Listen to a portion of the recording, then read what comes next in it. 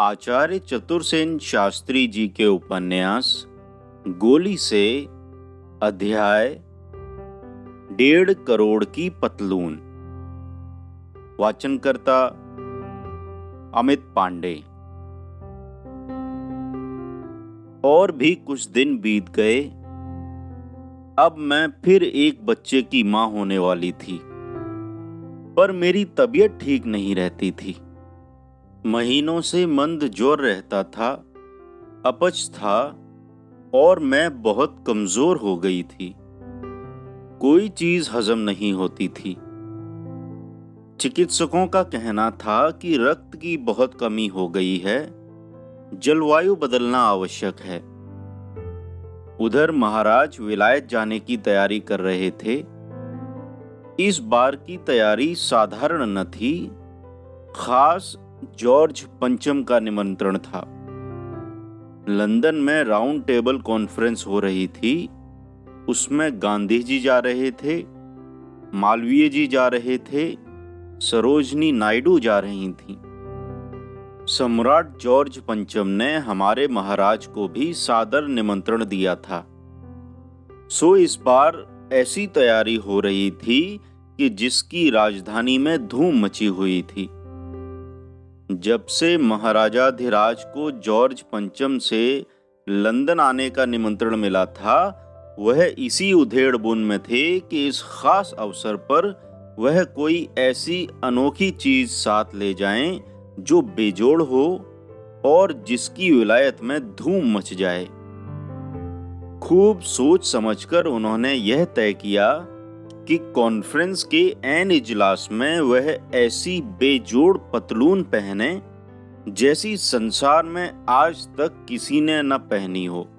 महाराज बुद्धिमान तो थे ही, सो उन्होंने सोचा कि जब गांधी जी सिर्फ एक लंगोटी पहनकर उक्त कॉन्फ्रेंस में जा रहे हैं, तब क्यों न इस लंगोटी का जवाब इस पतलून से दिया जाए।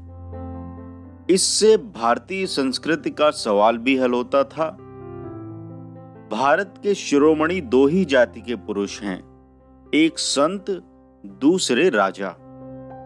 गांधी जी संत हैं, वह लंगोटी पहनकर जाएंगे, तो हम राजा हैं, हम पतलून पहनेंगे। जैसे उस राज्यसभा में गांधी जी की लंगोटी अद्वितीय होगी, वैसी ही हमारी पतलून। अब सवाल यह रह गया कि लंगोटी और पतलून, इन दोनों में सबसे अधिक चर्चा का विषय कौन हो, श्रेष्ठता किसे मिले। बस हम जो पतलून पहनेंगे वह अद्वितीय होनी चाहिए, उसे गांधी जी की लंगोटी को मात करना चाहिए और उस अद्वितीय कॉन्फ्रेंस से हमारी पतलून को भी अद्वितीय की उपाधि मिलनी चाहिए। महाराज खुश हो होकर ये सब बातें मुझे सुनाते थे और कहते थे, अफसोस इस बार तुम यह सब देखने के लिए साथ न रह सकोगी। मैं सुनती थी और मन ही मन हंसती थी, पर प्रकट में अन्नदाता की बुद्धि की प्रशंसा करती थी। मेरी प्रशंसा का व्यंग्य वह समझते नहीं थे। उनके स्वभाव और सनक को मैं जानती थी। विलायत में जाकर उन्होंने पहले भी अनेक हास्यास्पद चेष्टाएं की थीं, पर यह सबसे बढ़कर थी। पर उन्हें कौन समझाए। मैं तो 16 आना हाजी की चाकर थी। पीढ़ियों की लूट खसोट के फलस्वरूप करोड़ों रुपए के हीरे मोती उनके खजाने में भरे पड़े थे। कीमती रत्नों के संग्रह का उन्हें शौक था। गत बार विलायत में उनका प्रदर्शन भी किया था। उस प्रदर्शन की अखबारों में प्रशंसा भी छपी थी। वह भी उनकी इस सनक में जोर लगा रही थी। सो पतलून बनी।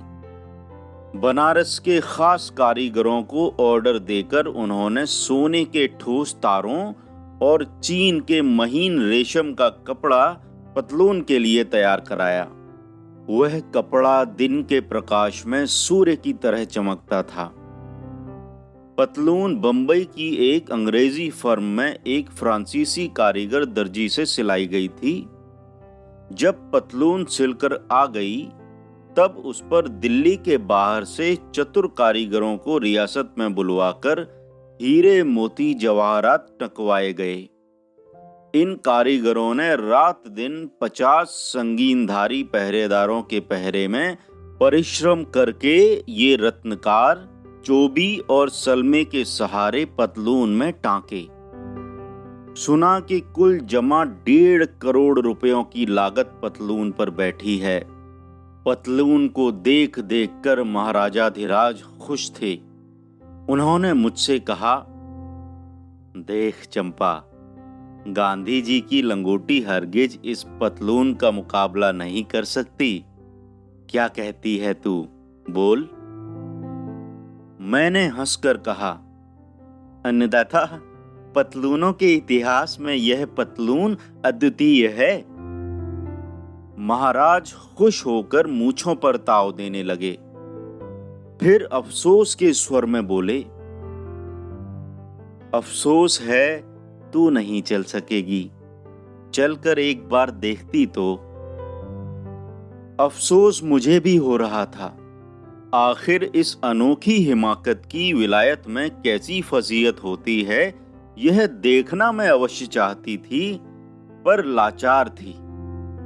इस समय मैं यह यात्रा कर ही नहीं सकती थी। यात्रा के लिए इस बार एक खास जहाज समूचा ही किराए पर लिया गया था। पतलून की चोरी न हो जाए, इस अंदेशे से बहुत से पुलिस अफसर और सिपाही तो तैनात किए ही गए थे। लंदन के स्कॉटलैंड यार्ड से भी 8 मुस्तैद अफसर मांगे गए थे। परंतु अफसोस कि राजा साहब वह पतलून वहां पहनने का शौक पूरा न कर सके। सम्राट के प्रति शाही अदब और एटिकेट सिखाने वाले की एक अंग्रेज एटिकेट मिनिस्टर से जब पतलून की चर्चा चली, तब उसने पतलून देखकर साफ कह दिया कि यह पतलून नहीं पहन सकते। इस बात पर तो बहुत हुज्जत भी हुई। महाराज ने कहा, क्यों नहीं पहन सकते? एटिकेट के खिलाफ है। लेकिन गांधी जी कैसे लंगोटी पहन सकते हैं? वह पहन सकते हैं। वह एटिकेट के खिलाफ क्यों नहीं है? उनके साथ ब्रिटिश सरकार की कोई ट्रीटी नहीं है। वह ब्रिटिश रुकोक नहीं है। वह महात्मा हैं। वह बादशाह के प्रतिष्ठित मेहमान हैं। मैं भी प्रतिष्ठित मेहमान हूं, पर आप बादशाह के अधीन करद राजा हैं। तो इससे क्या? इंग्लैंड से हमारे बाप दादों ने कोई ऐसी ट्रीटी नहीं की है कि हम अपनी मनचाही पतलून न पहन सकेंगे। न सही, पर यह एटिकेट के खिलाफ है। वहां आपको किस अवसर पर कैसी पोशाक पहननी होगी, इसका विचार मैंने कर लिया है और उसकी तैयारी का ऑर्डर मैंने लंदन की एक प्रसिद्ध फर्म को दिया है। वहां पहुंचते ही पोशाकें मिल जाएंगी। लेकिन मैं यह पतलून पहनकर खास इजलास में जाना चाहता हूं। ऐसा नहीं हो सकता। क्यों नहीं हो सकता? फिर भी यदि पहनूं तो लंदन के लोग आपको पागल समझेंगे, आपका मजाक उड़ाएंगे। यह तो सरासर बदतमीजी है। बदतमीजी नहीं, एटिकेट है। और भी बहुत बहस हुई, पर एटिकेट मिनिस्टर ने किसी तरह हामी नहीं भरी। महाराज सख्त नाराज हो गए। उनका लंदन जाने का सारा उत्साह ठंडा हो गया। उन्होंने ठंडी सांस लेकर कहा, फिर तो मेरा लंदन जाना ही बेकार है। बेकार क्यों है? मैं यह पतलून तो वहां पहन ही नहीं सकूंगा। लेकिन आप एक काम कर सकते हैं, चतुर एटिकेट मिनिस्टर ने हंसकर कहा। वह क्या? लंदन से वापसी में आप अपनी रियासत में एक जलसा करके वह पतलून पहन सकते हैं। महाराज ने पूछा, यह एटिकेट के खिलाफ नहीं होगा?